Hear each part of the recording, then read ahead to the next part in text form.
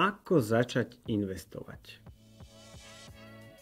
No, osobne to mne nikto neprezradil, preto ti môžem posunúť iba nejaký môj názor na tému, ako začať investovať. A úplne na začiatok by som ti odporúčal zo pár veľmi dobrých, teplých slov. To prvé je, že určite nezačni investovať so svojimi reálnymi peniazmi a určite nezačni investovať bez toho, aby si minimálne pozrel zo pár videí, respektíve aby si prečítal alebo neprečítal aspoň jednu knihu. To znamená, že začni sa vzdelávať, daj si na to nejaké obdobie, môže to byť 1 až 3 mesiace, kde v rámci svojho času si zaobstaráš nejakú z investičných kníh. Môžem pokojne aj nejaké slovenské alebo české knihy zmieniť dole v popise tohto videa.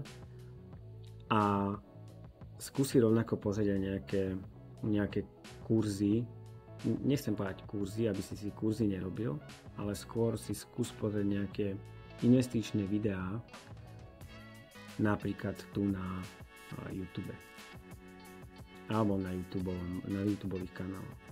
Je týchto videí naozaj, ktoré ti chcú posunúť nejaké užitočné informácie na československej scéne menej, dajú sa nájsť. A viacero je ich zahraničných, pokiaľ rozumieš angličtine. Pokiaľ budeš potrebovať nejakú radu, napíš mi do komentáru a ja sa ti skúsim k nej vyjadriť teraz, čo sa týka tej odporúčanej literatúry. Čiže predtým, ako sa pustíš do ostrého investovania, daj si nejakú dobu na to, aby si sa dovzdelával alebo aspoň získal nejaké základné informácie o tom, čo to investovanie je. A následne ako druhý krok je samozrejme, že sa niekde vyber si nejakého brokera, zaregistruj sa tam a ďalšie obdobie si skús sledovať tvoje rozmýšľanie a tvoje počiny na demo účte. Toto je nejaký začiatok. O tom, aké nástroje používam ja, spravím ďalšie video, rovnako aj o tom, u akých brokeroch a na akých platformách pôsobím s mojimi investíciami a len počiarknem, že vôbec nie som alebo sa neradím za investičného guru. Skôr som si povedal, že skúsim zošerovať skúsenosti, ktoré mám s investovaním ja a pokiaľ ti aspoň šťastí pomôžu, budem veľmi rád. Pokiaľ nie, tak sa aspoň minimálne o to posnažím. A keďže mi takýto druh obsahu na Slovensku chýbal, tak som sa rozhodol tvoriť popri témam, ktorým sa chcem v mojich videách venovať.